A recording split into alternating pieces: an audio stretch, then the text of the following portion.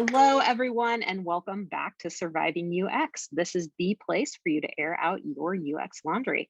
I'm your host, Meg Kramer, and with me, as always, is my co-host, Jessamyn Edwards. Jessamyn, how are you? How's your day going? Hey Meg, I'm doing good. Happy Friday. I'm so excited that this week is coming to a close.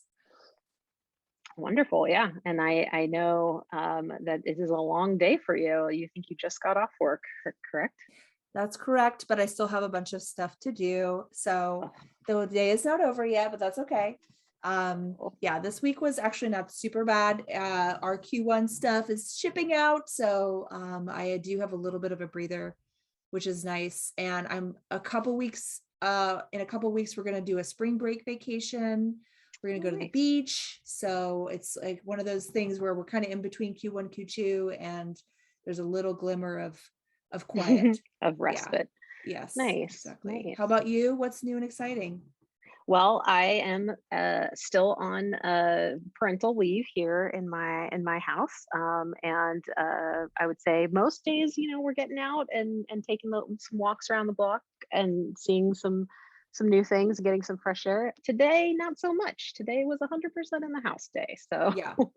Yeah. it goes back and forth, and it's mostly pure chaos. I think I am missing some of the perhaps more stability of life in tech and in the Oh. workplace. I don't know. I don't know if I would have ever thought that. So we'll see. We'll Mhm. see how that goes when I get back, when I get back, quote unquote, to the office, Yes. um, and still trying to take care Yes. of an infant. So Your we'll see. hours will never be the same. Well, on the topic of kind of shifting things up from regular everyday work, our topic for today is conferences. So, both you and I have been to quite a few professional conferences over the years. We've also individually spoken at a few. So, we kind of can look at it from both of those different perspectives. And I was thinking about this because I felt like in-person conferences seem to be kind of like coming back. I've seen a couple come out and see the registrations and things like that come up, and it really made me reflect and think, like, do I want to go to in-person conferences? And this is like side like like COVID aside, right? Like there's that factor, of course, like do I want to be in a place with like a lot of people? But like what do I get out of UX professional conferences? And Mhm. well, why did I start going or doing them in the first place? And kind of what have they meant to me over the course of my career? And kind of what function do they play now? Yeah. So I guess I had a lot of reflections on this and thought it would be a good topic to talk about. And maybe we can just kick it off Yeah. by telling me a little bit, like, do you remember what your first conference experience was like First that you UX went to? conference. Oh my gosh. Yes, I do. It was UXPA Boston, which I think Mm, still goes on, and it's huge yeah, I think and so. really fun, really, really fun because it's hyper local. It's all local folks. And there's a ton of UX designers and researchers and writers and things like that in Boston. So they get plenty of attendance. It was a lot of fun. I remember I did like a sketching workshop, and I just was showing, I mean, it was super basic. I was like, hey, this is how you draw Mhm. lines and boxes. And then here's how you do sketchnoting back when, sketchnoting was really popular. Now, I were mean, you hosting yeah. this or were you attending?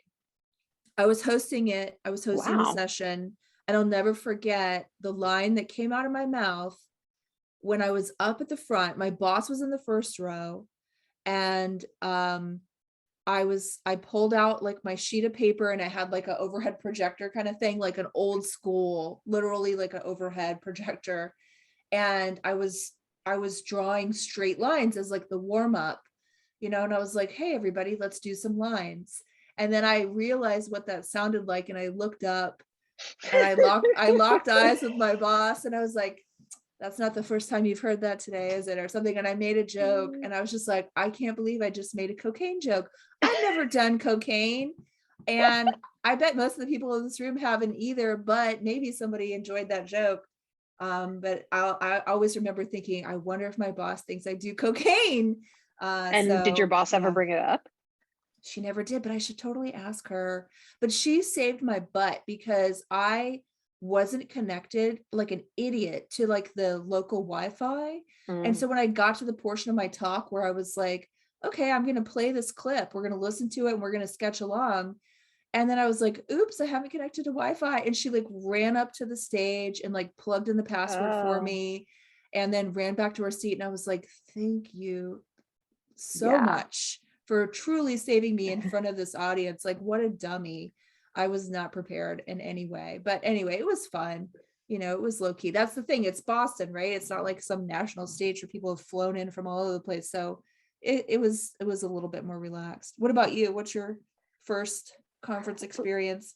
so my in my previous life, I was more in academia than in kind of industry, and so my earliest conference experiences were academic ones, and I can't remember even what the first one was that I went to, but I did go to things like Chi, which were extremely Mm-hmm. overwhelming, Mm. and it's just, so large.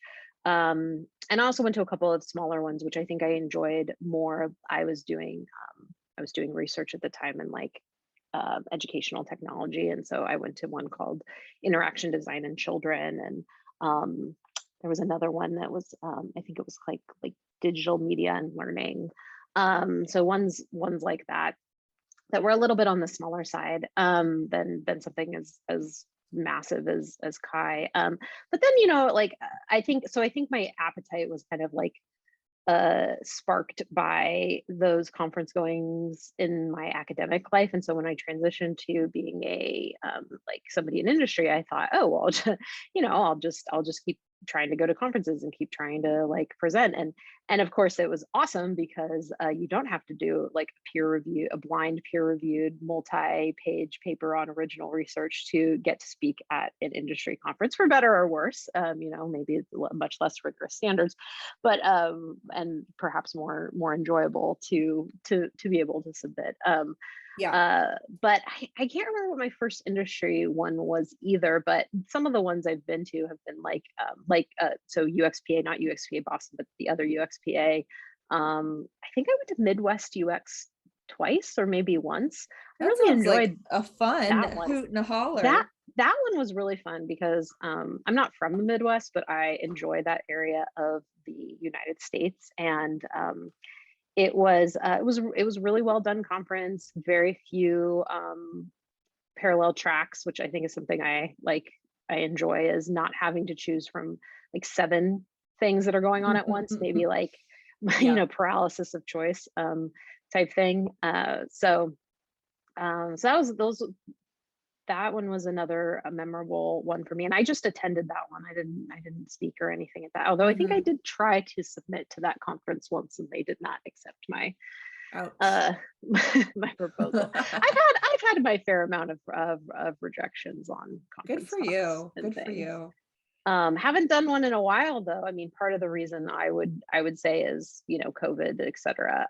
But the other reason is because I don't know, Yeah. life gets really Well, busy. also too, like over the pandemic, a lot of conferences went online.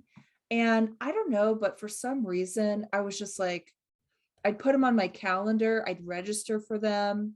And Hmm. I barely like logged in and maybe watched one talk or something. I don't think it's as easy to participate in a full-blown like 3-day conference online. Like Hmm. I mean, I guess in some sense it's like, okay, well, I can log in, hear a talk, great, log off and get back to work. But in the other sense, it's not as immersive when you do it Hmm. that way. I feel like it's just when you go to a conference, like you really can't do anything else. You're sort of there, you're Yep. present, you're all in, and there's not this expectation that you're trying to get work done at the same time.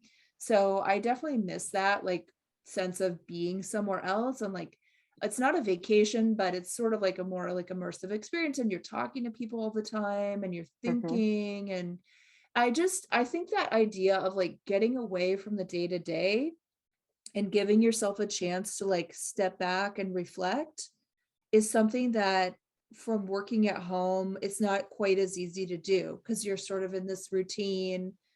where you're sitting, in the same place every day. You're not really talking to anybody new. Hmm.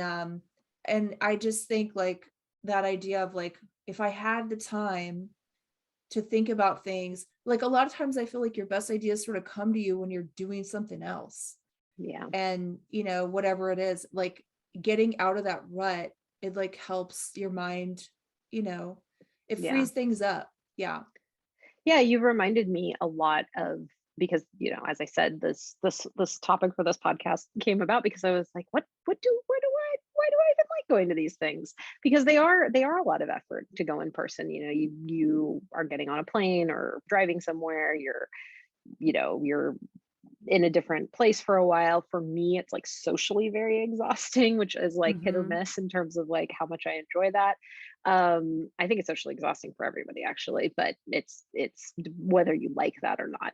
But you're right. Like it's about getting out of your day to day and seeing something new, being inspired by something you've heard, and then being having this like refreshed outlook or new ideas to come back and apply to your job. Although I will say sometimes you get really super excited, and then you come back to your day job and like 2 or 3 days later you're like having this like deep low of like, oh, nothing I Yeah. learned is really going to actually be carried out here. But that doesn't always happen, but I will say it has happened before You have a to come me. down. Yeah. Yeah, yeah. Yeah, for sure. Um, but yeah. So, what do you think has you been your favorite conference, or what are I mean, I've mentioned a couple of things that I really like Hmm. about certain types of conferences, like not a Favorite million parallel conference. You know parallel what? tracks. Honestly, like one of my favorite conferences was one I went to a really long time, 10 years ago. It was AIGA. What's that And stand for? I actually am not uh familiar with that one. AIGA, it's like a graphic design Okay. organization. It's been around forever. I Hmm. I don't even know what it stands for. It's not as UXy, but I think it's adapted as more graphic designers have gone into Hmm. UX. Hmm. But it definitely has like it's a visual focus. And so a lot of the people presenting, they had really visual Mm, work, like lovely. posters and book covers. And there was even one person who presented on package design for sex toys. Hustler sex toys. But it was really fun and inspirational. It was out in Phoenix. And I went with another grad student because I was in grad school at the time. And I just remember it being, I didn't know anybody. I wasn't there, with a company. I was there as a student. I didn't have like a big agenda of like networking or anything like that. I Hmm. did like a portfolio review where you sit and like people come around to you and sit with you. And I remember the woman who walked up to me, she was like, oh yeah, I did the redesign for these hotels. And I'm trying to remember the hotel brand, but I was like, holy crap, I know those hotels and their branding is totally beautiful. I was like, oh, what was it?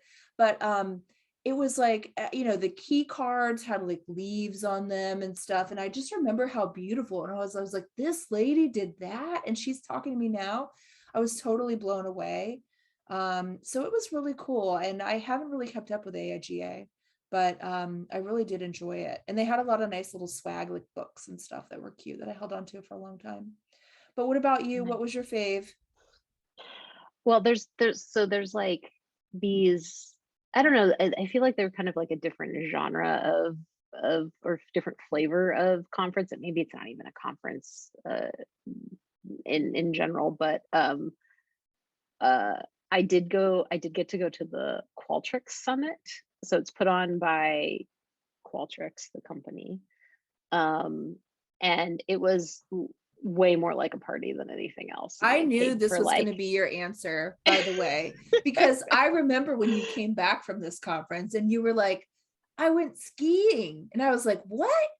And you were talking about all the wild things that they did, that it was like yeah, a it was wild. I was just like amazing. I was blown away by it. And even then I feel like I did get some really cool stuff out of it. I gosh, I can, oh, Was sorry, the I'm looking. skiing included in the price of the conference? So that's a good question. So I didn't actually go skiing. I think partially because I don't like skiing, but Oh. there were people that went in my group from my company that did go skiing, that you were probably talked to as well. Um, Uh-huh. and uh, I think it was included, Unbelievable. as part of the thing, and then the company we were with, purchased like 10 things to go, and then somebody dropped out at the last minute, and I raised my hand and said I could go, Are you which serious? was That is awesome. so Yeah, cool. no, it was the marketing folks that had bought 10 the people. Wow. yeah, yeah, I think it was something like that. But I was, even though it was much more like a party than anything else, I did get some really good stuff out of it. Like, the author of Radical Candor spoke at that event, Okay. and that Kim was Kim something, right? Kim Kim. Scott, I believe. Okay. And we, like, I picked up her book there. I think it had just come out. So like that was, that was really cool. There were just, I mean, that was probably my most memorable thing. The other thing I'll say about conferences in general, and we kind of prepped a little like tips and tricks list for the end to end this, but I feel like I'm going over all my tips and tricks now. I also really like it when you can plan, and I think this just happens naturally for a lot of people who are really good at networking. But I really like to plan to run into people that I haven't seen in a while, maybe I've Hmm. worked with in the past at conferences. So it's really lovely to know, like, oh, so and so is going to be at this conference. And that happened at the Qualtrics conference. I got to see somebody who I'd worked with in the past, and catch up with them and have lunch with them and things like that. And then that's like no, that's like a no pressure kind of networking thing. That's just like a hey, how you doing? Like, what's been going on since since Hmm. we haven't seen each other in a while. On the other hand, I think the thing that like I don't like about conferences, and maybe we can talk a little bit about like the stuff we don't like about them, is I just feel like there's just so much pressure. I mean, it sounds like you had maybe a different outlook, because going to that portfolio thing you were talking about, like that would have like scared the pants off of me. Oh, well, I had no idea what Um, I was doing, so I didn't know any better. yeah, yeah, I Yeah, I guess mean, I I've think that yeah. overwhelming nature, I totally get that because it takes a lot out of you to like sit yourself down at like a cocktail party where you know no one and you're stuffing your face with a bunch of fried hors d'oeuvres, and then like Hmm. people are all sitting at a table looking at each other and someone's like, so, my name's so and so. And but I kind of learned to like force myself to talk to people and say, hey, what's your name? My name's this. Like, let's just break Hmm. the ice. Like, don't even worry about trying to come up with some kind of pretense. Um, and so, but that takes a lot out of you. And so then you don't have as much energy left over for like all the sessions. And so I definitely feel like for me, I learned very early on, don't sign up for all the stuff. Don't Yeah. sign up for the pre-workshops or the post-workshops or the after hours stuff. I mean, unless you really want to have fun or something, but I can only handle like if it's a 9 to 5 agenda and there's like a lunch break and that's really it. Like I'm maybe doing 4 sessions, 3 sessions. That's all I can really do. Yep. I Yeah. can't absorb 8 sessions. I have found that my enjoyment of conferences has gone up the more sleep I actually get during the conference. Hmm. So like, because I then take the sessions that I've been to and I have time to like reflect on them, or get them to like committed to memory by having some REM cycles, or things Hmm. like that. And yeah, I used to think, oh my gosh, I have to do this or I have to do that, or I have to like, Yeah. and I think this revelation, which is not that like massive of a revelation, but I think this revelation came to me because I was somewhere doing something at some event, and um and I was kind of beating myself up for like maybe I slept in, or um maybe I went back to the hotel to take a nap or something, and I was beating myself up for not making the most out of it, or trying to like meet this person or talk to this person. And I was feeling really crappy about that, and I was giving myself a hard time. And then I got ready to go back out there, and I went down to the hotel lobby, and the person that I had like meant to go to their session and then like talk to afterwards was in Oops. line at Starbucks with me. And no, and I was like, this is the thing, is like, now I'm rested and I can actually talk to this person. Whereas if I had Oh, just like run myself into the ground going to all these sessions and then tried to talk to them and then like bounce to go to another thing, I would have been, I would have not gotten out of it what I got out of it. And I just happened. I mean, it was of course like a great coincidence that that happened, but my whole outlook kind of changed on how to approach these things, because now I was just like, you know what, just let stuff happen, like, and you'll be in a much better like headspace to make mhm. stuff happen, if you're not Yeah, trying to like fit in a million things. So right. Force so that was a yourself really through fortunate like a event, and drudgery. unfortunately now I cannot remember who that was Who that it I really was. wanted to meet and talk to. My God. But You're I reminding remember me the of whole a thing. memory of like I volunteered at a UXPI conference, I think it was called. Hmm. And I went into the volunteer room after a session and I was like, gosh, that session, it was kind of hard to hear. And because I was sitting all, of course, all the way in the back. And I almost said more like, I just really didn't get it or something dumb like that. And the speaker like literally was a foot away from me. And I was like, whoa, Mm. oops. And I'm so glad I didn't say any more. But I remember thinking, I need to watch my mouth when I'm in these crowds because I Hmm. don't know who's going to hear me. Like if I had started whining about their session not being super great, like that person literally would have heard it. And so Hmm. I'm just so glad I only said that it was hard to hear and that was it. But it was kind of a snooze. So yeah. Oof, dodged a bullet. Yeah, you have to be a little careful. I mean, one important thing I think is, there is a social aspect of these things, and by social, I don't just mean the professional networking. I do mean the like hanging out and partying type thing. And I mean, Yeah. granted, I haven't been to one in a while, and I am getting older, I but know. I my, feel like I'm in reminiscing my right now about how in my work used to youth, be. Yeah.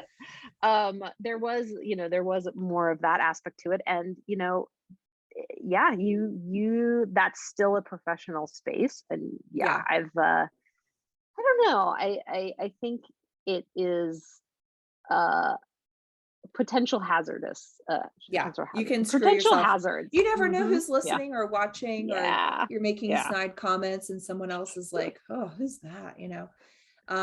Yeah. But the one thing I actually really felt like was cool about conferences was that the hiring there, like at so many conferences I went to, people would be like, I'm hiring, who's looking? Mm-hmm. And it would be like, yay, I'm looking, yay, I'm hiring. And it wasn't like this cutthroat thing, but it was more like, yay, let's connect. Mm-hmm. People just seem so happy to meet up together. And I loved it when I'd be in a room and they'd be like, the speaker would be like, okay, everyone, before we get started, who here is hiring? And then hands would go up. And then who here is looking? And hands would go up. And they'd be like, Mm-hmm. great. Okay. And I'm like, God, that is so brilliant. It's so brilliant. And it was so Yeah, simple. it kind of shows you, it makes visible like the supply and the demand side, so that you don't feel, Hmm. so isolated in your either job search when you're trying to find somebody, or your job hunt when you're trying to find a new employer. Hmm. And yeah, a lot of my jobs that I've had in my career have been through people I know, so it's not Exactly. a bad idea to use these types of events for that purpose. Hmm. And Gosh. perhaps if I had been looking to get a new job, not during COVID, I would have done more of that. Yeah. Because, but yeah, I think back to the whole remote conference thing, I think I do a good job of, making information available, maybe even like making it possible for more different types of speakers to present, which is really awesome. Um, but at the same time, you do miss out on just like disconnecting and then being able to like mingle about, you don't and there's all sorts of Yeah. conference tools that have come out like during this time, during the last 2 years of the pandemic. And I'm sure they're all great. I've used a couple for various things, but they're still trying to simulate like water cooler moments, or like, my experience of like running into somebody at Starbucks, and like Hmm. it's just I still think it's a pretty hard thing to do. It's still very much it still has to be like completely very, very structured to Yeah. create those like happenstance moments. So I know. But there's no better feeling than like hitting the snack table or hitting the coffee table at like a giant venue. And I like there's something that's so pleasant about like going to a big hotel or a conference center and like everything's mhm. catered, and it's just you're just like, hell yeah, big table of croissants and black coffee. Like, yes, please. I love those moments at conferences. Like that stuff is so much fun. I really Yeah. miss that. I think you're kind of onto something here that like literally conferences have not even crossed my mind. But now that COVID, fingers crossed, is like kind of dying down, maybe there'll be some more conferences to go to this year. Yeah. Would you like okay, so would you go to a conference in 2022? Oh hell yeah. I'd Yeah. happily go. Happily. I I just really haven't even thought yeah. about it. I really wanted to go to UXPA, and here's another tip or trick that maybe we'll summarize in the end. But I also usually pick based on location, and UXPA 2020 happens to be in San Diego. That is where I'm from, and so Oh, it's great when I do that because I can often save costs because yes. I tell my employer like, hey, I'm just going to stay with my parents, type of a thing, if they're not covering 100% of it, or if I'm trying to like barter bargain to get to go to something like this. Hmm. So I really wanted to go to UXPA. I don't think it's going to happen. It's in June, just given like my current situation with with toting around an infant. I'm not Hmm. sure that's for me. Although I have seen these amazing parents who like can strap that kid in the baby Bjorn and like rock it out at a conference. I've even seen people present and stuff with little bitty babies. Aw. Great, like all the more power to them. I don't think I have that in me. But the other thing was I was looking across the website, and while again, like I wanted to go, um the cost, man, it's expensive, and I don't know if it's Mm. inflation or what, but I don't remember conferences being like $1,500. um that's before your hotel or I anything feel like else. that sounds right to That me. sounds right. Yeah, Mm, I mean, I feel like that sounds right. I mean, I'm thinking back, but I do feel like it was in the like when you did your budget with your hotel, your flight, and your registration, that it was sometimes like $2,000. But yeah. sometimes your department has a line item for that. I mean, I don't know about my team now, but prior teams I was on, they literally had a line item for every designer on the team to go to a conference every year. And you could Yeah. literally pick any conference. So there were people who flew themselves to Europe. And I Yeah. just Yeah. remember thinking, like, dear God, So I never had the guts to do it, but I remember admiring those people who were so bold and brave to be like, yes, I do need to go to this UX conference in Sweden. Yes. Please Yes. send Yeah. me. I'm just like, are you kidding me? Well, that actually brings me to so like I said, we kind of had brainstormed a couple tips and tricks for conference going or conference presenting, and that's actually my first one is getting your work to pay for it, or getting somebody to pay for it instead of fronting all of the cost yourself. And I think there is some different ways to go about doing that. So one is when you're looking for a job, ask about support for continuing education, and this kind of like falls under that category of those kinds of things. And ask questions about like what you were saying, Jessamyn, like does everybody just get a line item to go wherever they one time a year to go wherever they want without having any sort of like preconditions, like having being a presenter or something like that. um or is it something you can work into, the contract that you're signing to say like, hey, this is my expectation. I came from this at my old company, or this is my expectation because this is industry standard, is that, I would get to go to a conference. And if they're like, hey, here's, like, they're like, nope, we're not doing that. You could be like, well, what if I'm a presenter at a conference or that kind of a thing. Yeah. So that's one way to do it. And another one that you mentioned earlier, here, Jessamyn, is around like volunteering. And this is something that when I was a grad student, our advisor would force us to do. She would never pay full price for us to go to conferences. We always had to be student volunteers. But there are other types of volunteering too that usually like will bring down the cost if you end up having to front it yourself. Yeah. So that's one of our first tips and tricks for conference going. Hot tip. I think that's great. I've volunteered at some conferences here and there, and it was always fun because you get a backstage pass and Mhm. you're hobnobbing with the organizers and stuff. So you get to see a lot of interesting stuff and you get to attend any session. Um, I do remember making a mistake though, again, when I was handing out like name tags or something like that. I was checking names at the door for something. I think, yeah, I was like giving people the registration packets, and I made a joke about someone's name. God, I wish I could take it back. But this poor man, he was like, hey, my name's Lincoln Jackson. And I was like, Lincoln Jackson? Like the two opposing presidents in the Civil War? Like, that's hilarious. I Wow. was like, your parents must have had like a funny sense of humor. And he just kind of gave me this look like, who are you with the F? And I was like, oh, here's your packet. I'm sorry.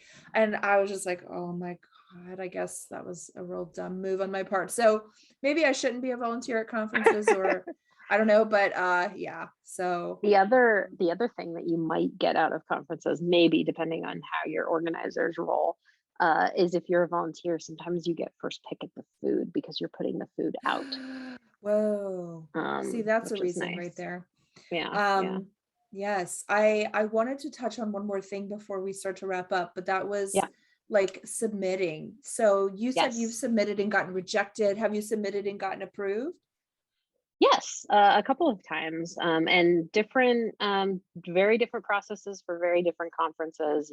Like academic conferences are full paper type things, gotten accepted and rejected in that capacity, and then other types of conferences have really widely different criteria. How about you? I'm trying to think, like a couple years ago, I feel like I was with sort of a cohort of coworkers who were more conferencey focused, and people would submit and present. But I feel like over the last few years, that's sort of fallen away. And I can't say that I know anybody that I work Mhm. with or have worked with recently that is presenting at conferences. And to me, the thing I learned was, if you have someone in your team who's like kind of an evangelist, that they're like, hey, everybody, let's all throw our hat in the ring and come up with ideas to submit for these conferences. Does anybody else want to do this? And I watched a coworker of mine sort of rally and get like 4 or 5 people on our team to submit like abstracts, Mm-hmm. and like two people out of the group got accepted.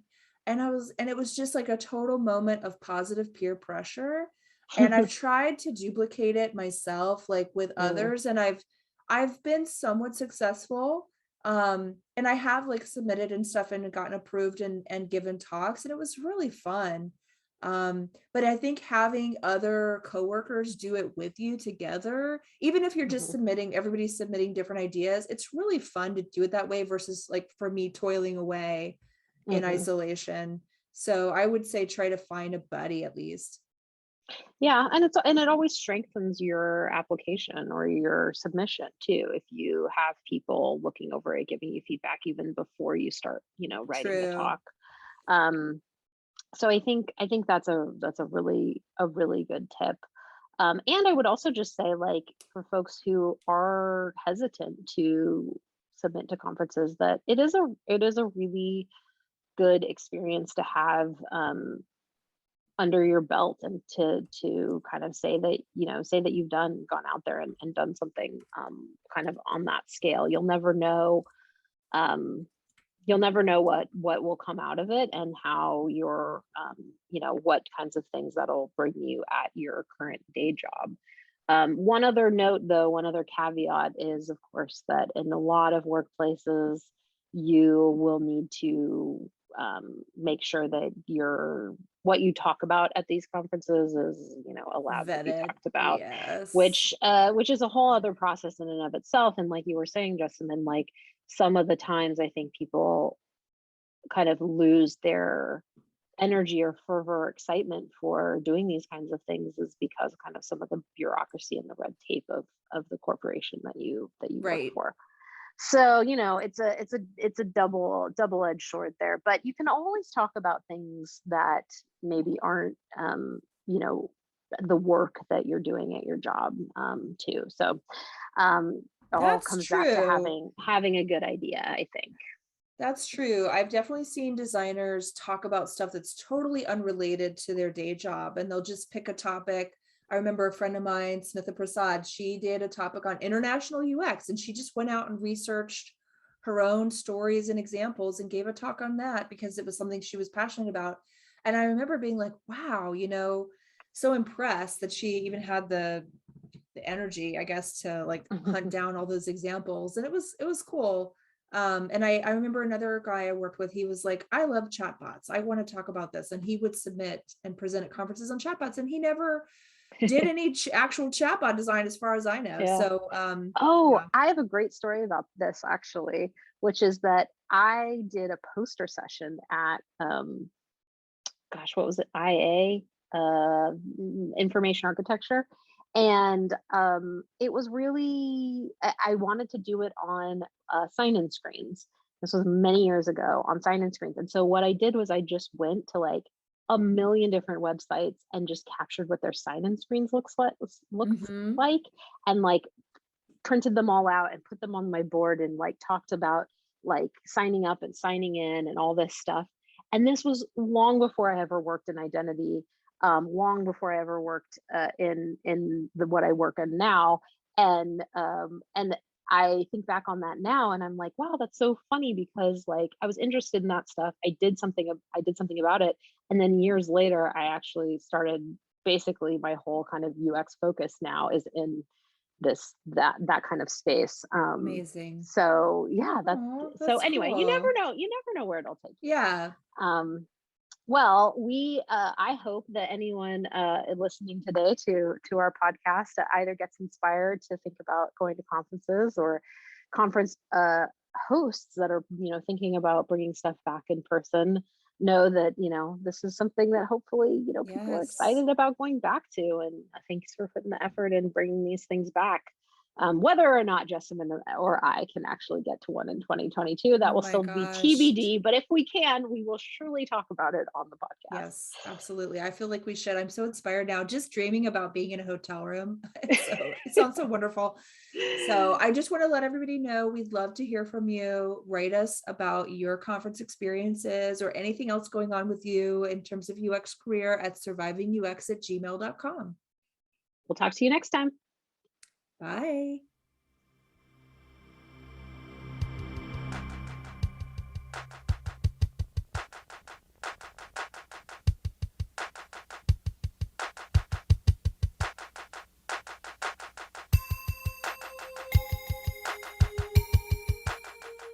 Surviving UX is hosted and edited by Jessamyn Edwards and Meg Kramer. Our theme music is, among other things, the on hold music for Cisco phones, Opus number 1 by Tim Carlton and Derek Deal. Thanks for listening today. Now get out there and go submit to a conference.